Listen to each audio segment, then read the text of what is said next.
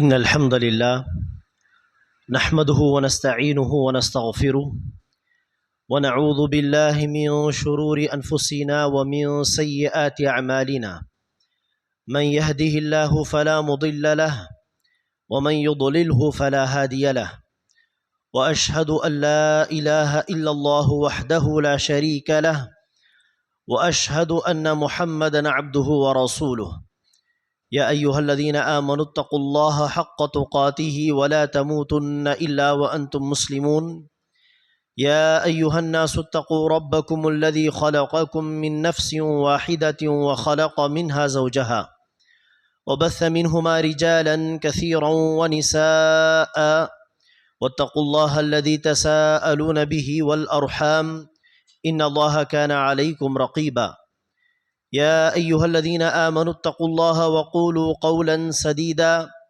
يصلح لكم أعمالكم ويغفر لكم ذنوبكم ومن يطع الله ورسوله فقد فاز فوزا عظيما أما بعد فإن خير الحديث كتاب الله وخير الهدي هدي محمد صلى الله عليه وسلم وشر الأمور محدثاتها وكل محدثة بدعة وكل بدعة ضلالة وكل ضلالة في النار قال الله عز وجل إن هذا القرآن يهدي للتي هي أقوم ويبشر المؤمنين الذين يعملون الصالحات أن لهم أجرا كبيرا கண்ணியத்திற்குரிய சகோதர சகோதரிகளே, இன்றைய இந்த ஜும்மா உரையில் குர்ஆனுடைய மகத்துவத்தை பற்றியும் குர்ஆனை அல்லாஹ்வின் வேதமாக நம்பிக்கை கொண்ட ஒரு முஸ்லிமுடைய தொடர்பு குர்ஆனோடு எப்படி இருக்க வேண்டும் என்பதை குறித்தும் நினைவூட்டலாக சில விஷயங்களை நான் எடுத்துரைக்க விரும்புகிறேன். அன்பானவர்களே, ரமதான் மாதத்தின் முபாரக்கான தருணங்களை நாம் கடந்து சென்று கொண்டிருக்கிறோம். ரமதான் மாதத்திற்கும் அல் குர்ஆனுக்கும் பெரிய ஒரு தொடர்பு இருக்கிறது. அதுதான் ரமதான் மாதத்தில்தான் குர்ஆன் இறங்கியது. அல்லாஹ் சுப்ஹானஹு வ தஆலா இதை சொல்லும் பொழுது பக்ரா அத்தியாயத்திலே கூறுகிறான், ஷஹ்ரு ரமதான் அல்லதி உன்சில ஃபீஹில் குர்ஆன். ரமதானுடைய மாதம் எத்தகைய மாதம் என்றால் அதில்தான் குர்ஆன் இறங்கியது, குர்ஆன் இறக்கி அருளப் பெற்றது. ஆக இது குர்ஆன் இறங்கிய மாதமாக இருக்கிறது. கதர் அத்தியாயத்தில் அல்லாஹ் சுப்ஹானஹு வ தஆலா சொல்லும் பொழுது இன்னா அன்ஸல்னாஹு ஃபீ லைலத்தில் கத்ர், நிச்சயமாக நாம் அதை, அதாவது குர்ஆனை லைலத்துல் கத்ர் என்கிற கண்ணியமிக்க அந்த இரவில் இறக்கி வைத்தோம். குர்ஆன் 23 வருடங்களில் கொஞ்சம் கொஞ்சமாக இறங்கியது என்று நமக்கு தெரியும். நபி ஸல்லல்லாஹு அலைஹி வஸல்லம் அவர்கள் 41 வயதில் நபியாக்கப்பட்டார். 63 வயது பூர்த்தியாகும் பொழுது வஃபாத் ஆனார். இந்த 23 வருடங்களில் அல்லாஹ் சுப்ஹானஹு வ தஆலா கொஞ்சம் கொஞ்சமாக தான் ரசூலுக்கு குர்ஆனை வழங்கினான், கொஞ்சம் கொஞ்சமாக தான் ஷரியத்தை வழங்கினான். ஆக குர்ஆன் ஒரு விதத்தில் பார்த்தால் எல்லா மாதங்களும் குர்ஆனுடைய ஏதாவது ஒரு பகுதி, ஏதாவது ஒரு அத்தியாயம் அல்லது சில வசனங்கள் ஒவ்வொரு மாதத்திலும் இறங்கி இருக்கும். அப்படி இருக்க ரமதான் மாதத்தில் குர்ஆனை இறக்கினோம் என்பதற்கு என்ன பொருள்? லைலத்துல் கத்ர் இரவில் குர்ஆனை இறக்கினோம் என்பதற்கு என்ன பொருள் என்று கேட்டால், இதில் 2 விஷயங்கள் வரும், 2 விளக்கங்கள் இதில் சொல்லப்பட்டுள்ளன. ஒரு விஷயம்தான், லைலத்துல் கத்ர் இரவிலே நபி ஸல்லல்லாஹு அலைஹி வஸல்லம் அவர்களுக்கு 41 வயது இருந்த அந்த சமயத்தில் லைலத்துல் கத்ர் இரவிலே தான், ரமதான் மாதத்தில் தான் முதல் வஹி இறங்கியது. இக்ரா பிஸ்மி ரப்பிக்கல்லதி ஹலக் ஹலகல் இன்சான மின் அலக் இக்ரா வரப்புக்கல் அக்ரம் அல்லதி அல்லம பில் கலம் அல்லமல் இன்சான மாலம் யஅலம் என்கிற அலக் அத்தியாயத்தின் இந்த 5 வசனங்கள் ஹிரா குகையில் ரசூல் அவர்கள் இருக்க ஜிப்ரீல் அலைஹிஸ்ஸலாம் அவர்கள் வந்து ஓதி காட்டினார்களே, இந்த முதல் வஹி ரமதான் மாதத்தில் லைலத்துல் கத்ர் இரவில் இறங்கியது. அதை தான் அல்லாஹ் ரமதான் மாதத்தில் குர்ஆன் இறங்கியது, லைலத்துல் கத்ர் இரவில் நாங்கள் குர்ஆனை இறக்கி வைத்தோம் என்று சொல்கிறான். அதேபோல் அன்பானவர்களே, குர்ஆனுடைய முஃபஸ்ஸிராகிய சஹாபா பெருமக்களில் எந்த சஹாபிக்காக ரசூலுல்லாஹி ஸல்லல்லாஹு அலைஹி வஸல்லம் அவர்கள் துஆ செய்தார்களோ, யா அல்லாஹ் இவருக்கு மார்க்க அறிவைத்தா, மேலும் குர்ஆனுடைய தஃப்சீரை சொல்லித்தா என்று நபி ஸல்லல்லாஹு அலைஹி வஸல்லம் அவர்கள் துஆ செய்தார்களோ பிரத்யேகமாக அந்த நபி தோழர் இப்னு அப்பாஸ் ரலியல்லாஹு அன்ஹுமா தர்ஜமானுல் குர்ஆன், குர்ஆனுடைய முஃபஸ்ஸிர், அவர்கள் சொல்கிறார்கள், அல்லாஹ் சுப்ஹானஹு வ தஆலா நபி ஸல்லல்லாஹு அலைஹி வஸல்லம் அவர்கள் நபியாக்கப்பட்ட அந்த வருடம், அந்த ரமதான், முழு குர்ஆனை முதல் வானத்திற்கு இறக்கி வைத்து விட்டான். அடுத்து அந்தந்த சந்தர்ப்ப சூழ்நிலைகளுக்கு ஏற்ப அல்லாஹ் சுப்ஹானஹு வ தஆலா வசனங்களை ஓதுவான், அதை சொல்வான். அதை ஜிப்ரீல் அலைஹிஸ்ஸலாம் அவர்கள் கேட்டு ரசூலிடத்தில் வந்து என்ன செய்வார்கள், அந்த வசனங்களை கொண்டு வந்து சேர்ப்பார்கள். ஆக முதல் வானத்திற்கெல்லாம் முழு குர்ஆனையும் அந்த முதல் வருடம், ரசூல் அவர்கள் நபியாக்கப்பட்ட வருடம் ரமதான் மாதத்தில் லைலத்துல் கத்ர் இரவில் இறக்கி வைத்தான் என்பதாக சொல்கிறார்கள். இந்த விஷயம் இப்னு அப்பாஸ் ரலியல்லாஹு அன்ஹுமா சுயமாக ஆய்வு செய்து சொல்லக்கூடிய விஷயமாக இருக்க முடியாது. இது முழுக்க முழுக்க மறைவான ஒரு விஷயம். அதை ஒரு சஹாபி சொல்கிறார் என்றால் நபிகள் நாயகம் சொல்லிதான் கேட்டு நமக்கு அறிவிக்கிறாரே ஒழிய சுயமாக அவர்களால் அது சொல்ல முடியாது. அதே போல்தான் பனீ இஸ்ரவேலர்கள், யூதர்கள் யாராவது மதீனாவில் இருக்கக்கூடிய யூதர்கள் யாராவது சொல்லி இதை சொல்லியிருப்பாரா இப்னு அப்பாஸ் என்று கேட்டால் கிடையாது, அதற்கும் வாய்ப்பு இல்லை. காரணம், இது குர்ஆன் சம்பந்தப்பட்ட விஷயம், தௌராத் இன்ஜீல் தொடர்பான விஷயம் கிடையாது. அந்த தௌராத் இன்ஜீல் தொடர்பாக யூதர்கள் ஏதோ சொல்லி இந்த சஹாபி கேட்டு அறிவிக்கிறார் என்று சொல்வதற்கு மாறாக இது இந்த உம்மத்து தொடர்பாக இறுதி வேதம் குர்ஆன் தொடர்பான ஒரு விஷயம். ஆக அன்பானவர்களே, முழு குர்ஆனை அல்லாஹ் முதல் வானத்திற்கு இறக்கி வைத்தான் ரமதான் மாதத்தில் லைலத்துல் கத்ர் இரவில். அதே போல முதல் வஹியும் ரமதான் மாதத்தில் லைலத்துல் கத்ர் இரவில் தஹஜ்ஜுத் நேரத்தில் தான் ஹிரா குகையில் ஜிப்ரீல் அலைஹிஸ்ஸலாம் அவர்கள் வந்து அந்த வசனங்களை ஓதி காட்டினார்கள். அந்த அடிப்படையில் குர்ஆன் இறங்கிய மாதம் இந்த ரமதான் மாதம். குர்ஆனோடு இந்த மாதத்திற்கு மிக வலுவான தொடர்பு இருக்கிறது. இந்த மாதத்தில் குர்ஆனை இறக்கியதாக சொல்லக்கூடிய அல்லாஹ் அடுத்து என்ன சொல்கிறான், ஹுதல் லின்னாஸ், இது மக்களுக்கு, அகில உலக மக்களுக்கு இது நேர்வழி காட்டக்கூடிய ஹிதாயத் என்ன என்பதை தெளிவுபடுத்தக்கூடிய ஒரு வேதம்.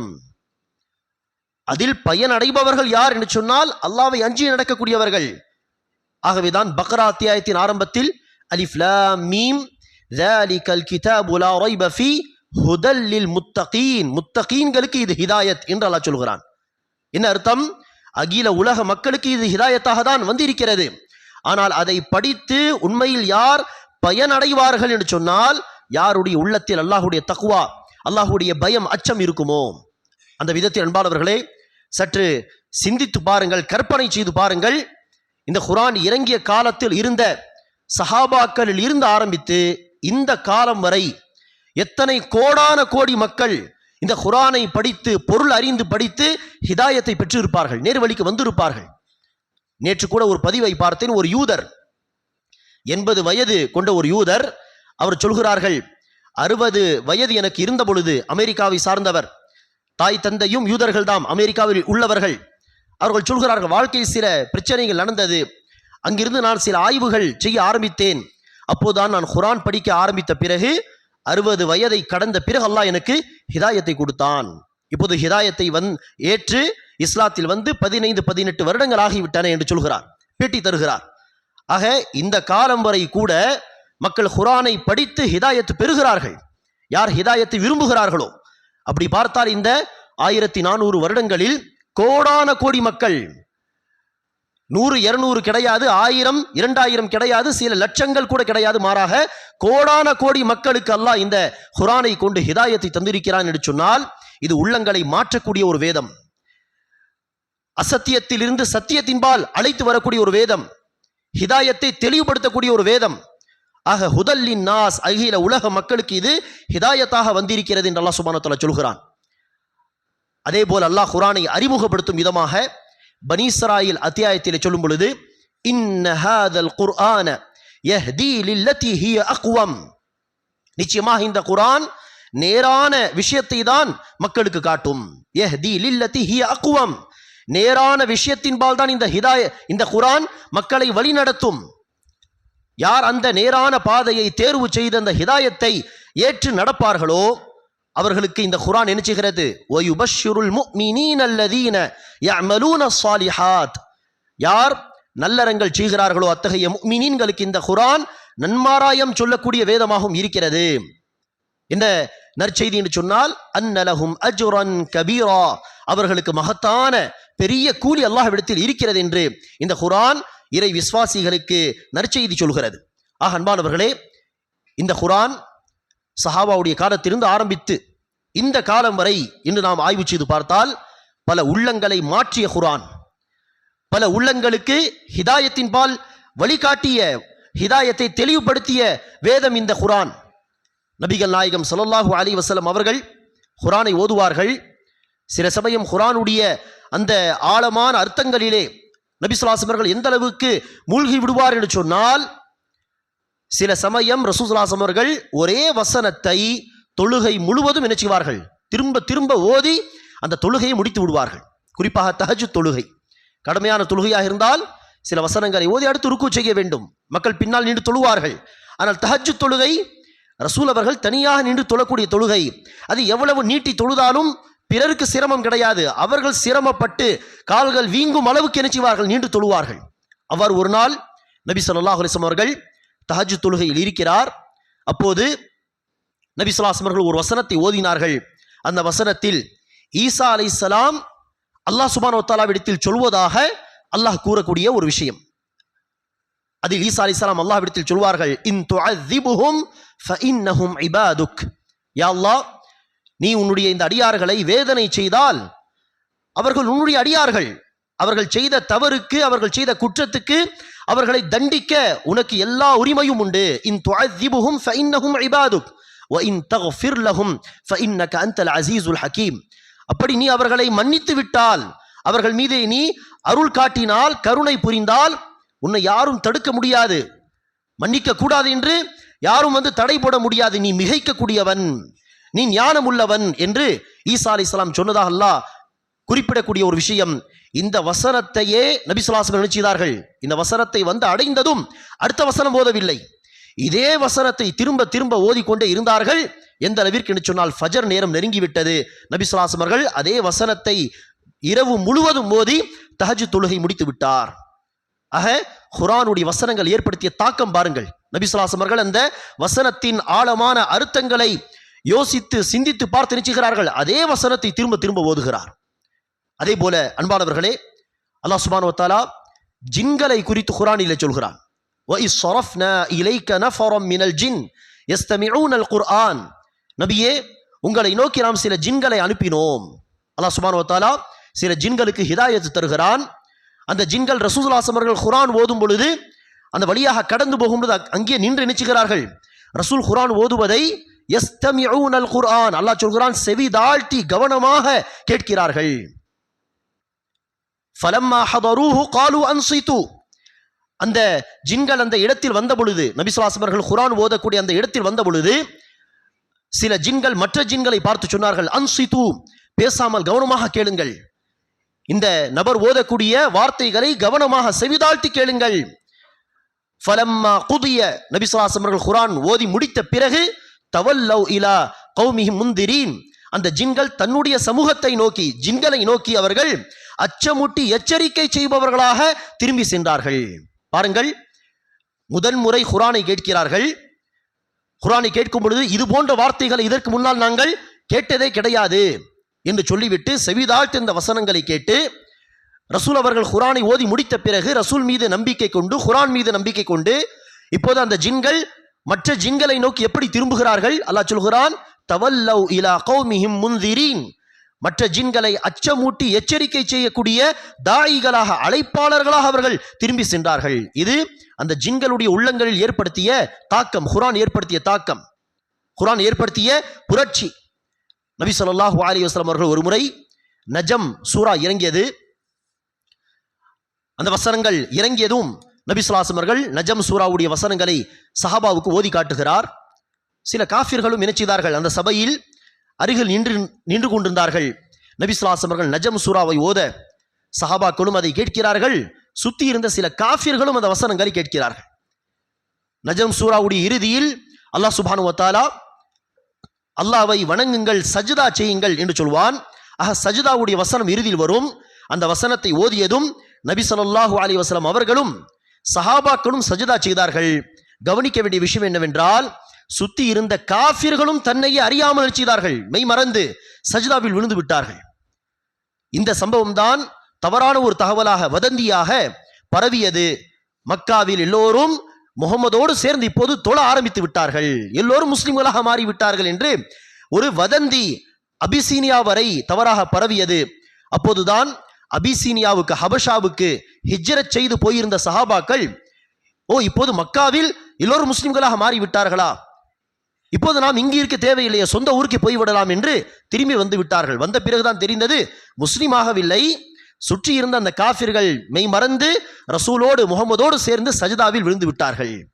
ஆக இவ்வாறாக அன்பானவர்களே, குர்ஆனுடைய அர்த்தங்களில், குர்ஆனை படித்து குர்ஆனில் அல்லாஹ் என்ன சொல்கிறான் என்கிற அந்த ஆழமான அர்த்தங்களில் நாம் சிந்தித்து பார்க்க தொடங்கினால் நிச்சயமாக குர்ஆன் நம்முடைய உள்ளங்களிலும் பல மாற்றங்களை ஏற்படுத்தும். அப்படிப்பட்ட மாற்றத்தை, புரட்சியை ஏற்படுத்தக்கூடிய, ஹிதாயத்தின் பால் வழி நடத்தக்கூடிய ஒரு வேதமாக தான் அல்லாஹ் சுப்ஹானஹு வ தஆலா குர்ஆனை இறக்கி வைத்திருக்கிறான். ஆனால் அன்பானவர்களே, நம்முடைய நிலைமை என்ன? அல்லாஹ் சுப்ஹானஹு வ தஆலாவுடைய கலாம், அல்லாஹ்வுடைய வார்த்தை குர்ஆன் நம்மிடத்தில் இருக்கிறது. உள்ளங்களை மாற்றி அமைக்கக்கூடிய, ஹிதாயத்தின்பால் வழி நடத்தக்கூடிய குர்ஆன் நம்மிடத்தில் இருக்கிறது. ஆனால் இந்த வேதத்தோடு நம்முடைய தொடர்பு என்ன என்பதை நாம் இந்த ரமதான் உடைய மாதத்திலே சிந்தித்து பார்க்க கடமைப்பட்டிருக்கிறோம். குர்ஆனோடு நம்முடைய நிலை என்ன? குர்ஆனோடு நம்முடைய தொடர்பு என்ன? நபிகள் நாயகம் ஸல்லல்லாஹு அலைஹி வஸல்லம் அவர்கள் நாளை மறுமை நாளில் அல்லாஹ் சுப்ஹானஹு வ தஆலாவிடத்தில் முறையிடுவார்கள். அல்லாஹ் சொல்கிறான் ஃபுர்கான் அத்தியாயத்திலே, வகால ரசூலு, ரசூல் ஸல்லல்லாஹு அலைஹி அவர்கள் சொல்வார்கள், என் இறைவா, இன்ன கௌமி இத்தகது ஹாதல் குர்ஆன மஹ்ஜூரா, என்னுடைய சமூக மக்கள் இந்த குர்ஆனை கண்டு கொள்ளாமல் அப்படியே விட்டுவிட்டார்கள் என்று நபி ஸல்லல்லாஹு அலைஹி அவர்கள் அல்லாஹ்விடத்தில் முறையிடுவதாக அல்லாஹ் சுப்ஹானஹு வ தஆலா குர்ஆனிலே சொல்லி காட்டுகிறான். ஆக இந்த முறையீட்டில் நபி ஸல்லல்லாஹு அலைஹி அவர்கள் தன்னுடைய சமூகத்தை குறித்து அல்லாஹ்விடத்தில் முறையிடுவார்களே, அந்த முறையீடுக்கு பிறகு குற்றவாளிகளாக நாம் அல்லாஹ்விடத்தில் நிப்பாட்டப்படுவோமா, அல்லது அல்லாஹ் சுப்ஹானஹு வ தஆலாவிடத்தில் தப்பித்து செல்லக்கூடிய, குர்ஆனோடு ஏதோ ஒரு விதத்தில் தொடர்பில் இருந்தோம், குர்ஆனை படித்து பொருள் அறிந்து அமல் செய்யக்கூடியவர்களாக இருந்தோம் என்கிற அடிப்படையில் நீங்கள் போகலாம் என்று அல்லாஹ் சுப்ஹானஹு வ தஆலா மன்னித்து விடுவானே, அந்த மக்களில் நாம் இருப்போமா, அல்லது ரசூலுடைய இந்த கம்ப்ளைண்ட்டுக்கு பிறகு, ரசூலுடைய இந்த முறையிடுதலுக்கு பிறகு குற்றவாளிகளாக அல்லாஹ்விடத்தில் நிப்பாட்டப்படுவோமா? நம்முடைய நிலை என்ன? எந்த சாராரில் நாம் கணக்கிடப்படுவோம் என்று நாம் சிந்தித்து பார்க்க வேண்டும். அல்லாஹ் சுப்ஹானஹு வ தஆலா குர்ஆனை இறக்க ஆரம்பித்த பிறகு, ஆரம்ப காலகட்டம் சூரத்துல் அலக்குடைய முதல் வஹி வந்த பிறகு, இரண்டாவது வஹியிலே முத்தஸ்ஸிர் அத்தியாயத்தின் சில வசனங்கள், முஸம்மில் அத்தியாயத்தின் சில வசனங்களை அல்லாஹ் கொடுத்தான். இது ஆரம்ப காலத்தில் இறங்கிய சூறாக்கள். அந்த ஆரம்ப காலத்தில் இறங்கிய சூறாவாகிய முஸம்மில் அத்தியாயத்தில் அல்லாஹ் சுப்ஹானஹு வ தஆலா ரசூலை பார்த்து சொல்லக்கூடிய ஒரு கட்டளை என்ன? வரத்திலில் குர்ஆன தர்தீலா, குர்ஆனை தர்தீலாக, நிறுத்தி நிதானமாக பிழை இல்லாமல் ஓதுங்கள். இது அல்லாஹ் சுப்ஹானஹு வ தஆலா குர்ஆனை இறக்க ஆரம்பித்த ஆரம்ப காலகட்டத்தில் சொன்ன கட்டளை. ஆக ஆரம்ப காலத்தில் இருந்து அல்லாஹ் சுப்ஹானஹு வ தஆலா கட்டளையிட்ட ஒரு வணக்கம் தான் குர்ஆன் திலாவத். தர்தீலாக, நிறுத்தி நிதானமாக பிழை இல்லாமல் குர்ஆனை ஓதுவது என்பது ஆரம்ப காலகட்டத்தில் அல்லாஹ் சொன்ன கட்டளை. ஆக அந்த கட்டளைக்கு ஏற்ப நாம் எவ்வளவு செயல்படுகிறோம்? குர்ஆனை நாம் எடுத்து ஓதுகிறோமா? சென்ற ரமதானில் குர்ஆன் ஓதியது, அடுத்து இந்த ரமதானில் தான் மீண்டும் குர்ஆனை திறந்து பார்க்கிறோமா? அல்லது இடையில் வந்த மாதங்களிலும் குர்ஆனை அவ்வப்போது எடுத்து ஓதக்கூடியவர்களாக இருந்தோமா? சுய பரிசோதனை செய்து பாருங்கள், சிந்தித்து பாருங்கள். இன்று முஸ்லிம் மக்களுடைய பெரும்பான்மையினுடைய நிலைமை என்னவென்று சொன்னால், அல்லாஹ் தான் பாதுகாக்க வேண்டும், குர்ஆனை அறவே ஓதுவது கிடையாது. பல பேர் இப்படிதான், குர்ஆனை ஓதுவதே கிடையாது. பல பேருக்கு குர்ஆன் ஓதவே தெரியாது, பார்த்து ஓத தெரியாது. பார்த்து குர்ஆன் ஓத தெரியாதவர்களுக்கு நான் சொல்கிறேன், குர்ஆனை பார்த்து ஓதுவது கஷ்டமான வேலை கிடையாது. அரபி மொழியை நீங்கள் கற்றுக்கொள்வதாக இருந்தால் சிரமம் என்று சொல்லலாம். ஆனால் குர்ஆனை பார்த்து ஓதுவது என்பது, அந்த மொழியை பார்த்து வாசிப்பது என்பது கஷ்டமான வேலை கிடையாது. எந்த மொழியாக இருந்தாலும் இலகுவான விஷயம்தான். அதில் குறிப்பாக அரபி மொழி, குர்ஆனை பார்த்து ஓதுவது இலகுவான காரியம். சில மக்கள் குர்ஆனை ஓத பயிற்சி தரக்கூடிய மக்கள் என்ன செய்கிறார்கள்? ஒரு நாளில் குர்ஆனை ஓதலாம் என்று காலையில் 9 மணிக்கு அந்த இடத்துக்கு சென்று விட்டால் வகுப்புக்கு, மாலை 6 மணிக்கு புறப்பட்டு போகும் பொழுது ஓரளவுக்கு குர்ஆன் ஓத வந்துவிடும். ஒரு நாளில் குர்ஆன் ஓதலாம் என்றெல்லாம் பயிற்சி, அது சரியா தவறா ஒரு பக்கம் இருக்கட்டும். ஆனால் இந்த வகுப்பு எதை சுட்டி காட்டுகிறது? குர்ஆனை பார்த்து ஓத கற்றுக்கொள்வது இலகுவான காரியம் என்பதை சொல்கிறது. குறைந்தது ஒரு நாளில் விடுங்கள், நீங்கள் முயற்சி செய்தால் ஒரு மாதத்தில் குறைந்து என்ன செய்யலாம்? குர்ஆனை படிக்க கற்றுக்கொள்ளலாம். அரபி மொழியை கற்றுக்கொள்வது கஷ்டமான வேலை என்று வைத்துக் கொள்ளுங்கள். ஆனால் குர்ஆனை அரபியை பார்த்து வாசிப்பது என்பது இலகுவான காரியம். குறைந்தது ஒரு மாதத்தில், அது சிறு பிள்ளைகளாக இருந்தாலும் சரி, பெரியவர்களாக இருந்தாலும் சரி, குறிப்பாக பெரியவர்களுக்கு ஒரு மாதத்தில் கற்றுக்கொள்வது என்பது சாத்தியமான ஒரு விஷயம்தான். கஷ்டமான வேலை கிடையாது இன்ஷா அல்லாஹ். ஆக குர்ஆன் படிக்க தெரியாது என்று சொல்லி சொல்லி இன்னும் எத்தனை காலங்கள் ஓட்ட போகிறோம்? மரணிக்கும் வரை அதே நிலையில் நாம் இருந்து விடுவோமா? சிந்தித்து பாருங்கள். குர்ஆன் ஓத கற்றுக்கொள்ளாதவராக, அதற்கு முயற்சியும் செய்யாதவராக அல்லாஹ்வுக்கு முன்னால் நீங்கள் நிப்பாட்டப்படுவதற்கு பதிலாக குர்ஆன் ஓத முயற்சி செய்யும் நிலையில் உங்களுக்கு வஃபாத் வந்தால், குறைந்தது நான் மனம் திருந்தி குர்ஆன் ஓத கற்றுக்கொண்டு இருந்தேன் யா அல்லாஹ் என்று அல்லாஹ்விடத்தில் ஏதோ காரணத்தை சொல்லலாம். ஆக குர்ஆன் ஓத கற்றுக்கொள்ள முயற்சியும் செய்யாத ஒரு மனிதராக அல்லாஹ்வை சந்திப்பதற்கு பதிலாக குறைந்தது அந்த முயற்சியில் ஈடுபடுங்கள். வருதோ வராததோ அது அடுத்த விஷயம், ஆனால் முயற்சி செய்யுங்கள். அல்லாஹ் சுப்ஹானஹு வ தஆலா லேசாக்கக்கூடியவன். ஆக பல பேருக்கு குர்ஆன் ஓத தெரியாது என்று சொன்னால், பல பேருக்கு குர்ஆன் ஓத தெரியும், ஆனால் எடுத்து பார்த்து படிப்பது கிடையாது. பல மாதங்கள், அல்லாஹ் பாதுகாக்க வேண்டும், பல வருடங்கள் அப்படியே போய்விடும், ஆனால் குர்ஆனை எடுத்து படிக்க மாட்டார்கள். ரமதான் மாதத்திலும் ஓதாதவர்கள் பல பேர்.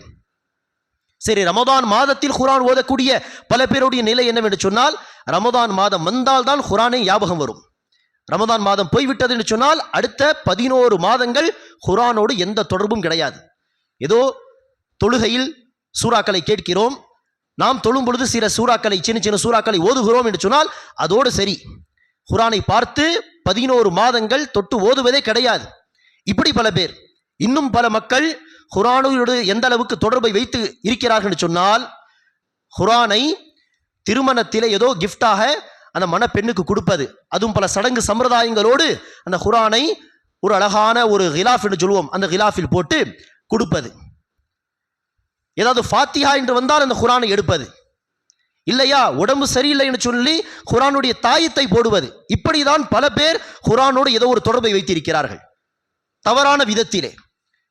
ஆக இப்படிப்பட்ட மக்களுக்கு மத்தியில் அன்பானவர்களே, நம்முடைய நிலை என்ன, குர்ஆனோடு நம்முடைய தொடர்பு என்ன என்பதை சிந்தித்து பார்த்து அல்லாஹ்வுடைய கலாமோடு, அல்லாஹ்வுடைய வார்த்தையோடு தன்னுடைய தொடர்பை நாம் வலுவாக்கி கொள்ள வேண்டும்.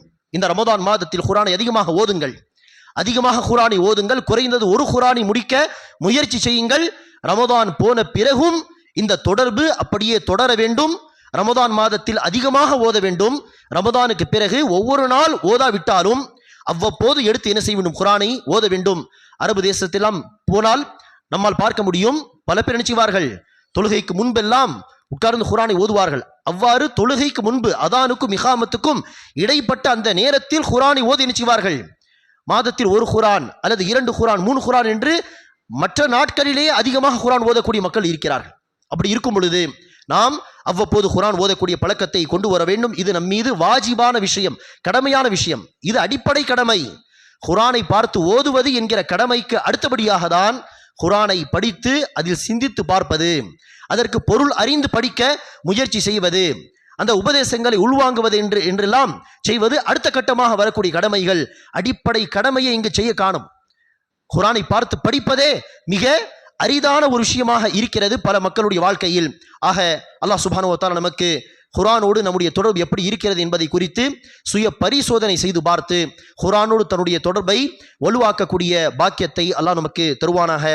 குர்ஆனை அதிகம் அதிகம் படிக்கக்கூடிய, அவ்வாறு படிக்கும் பொழுது சில சமயம் குர்ஆனுடைய வசனங்களில் அல்லாஹ் என்ன சொல்கிறான் என்று சிந்தித்து பார்த்து பொருள் அறிந்து படிக்கக்கூடிய பாக்கியத்தை எல்லாம் நமக்கு தருவானாக. எப்படி சஹாபா பெருமக்களுடைய உள்ளங்களில் இந்த காலத்தில் கூட பல மக்களுடைய உள்ளங்களில் இந்த குர்ஆனை கொண்டு அல்லாஹ் சுப்ஹானஹு வ தஆலா மாற்றத்தை ஏற்படுத்துகிறானோ, அப்படிப்பட்ட மாற்றத்தை அடையக்கூடிய, ஹிதாயத்தை பெறக்கூடிய மக்களில் அல்லாஹ் சுப்ஹானஹு வ தஆலா என்னையும் உங்களையும் சேர்த்துக் கொள்வானாக. ஆமீன். அகூலு கௌலி ஹாதா வஸ்தக்ஃபிருல்லாஹ லி வ லக்கும் வ லிசாயிரில் முஸ்லிமீன மின் குல்லி தன்ப் ஃபஸ்தக்ஃபிரூஹு இன்னஹு வல் கஃபூர் ரஹீம்.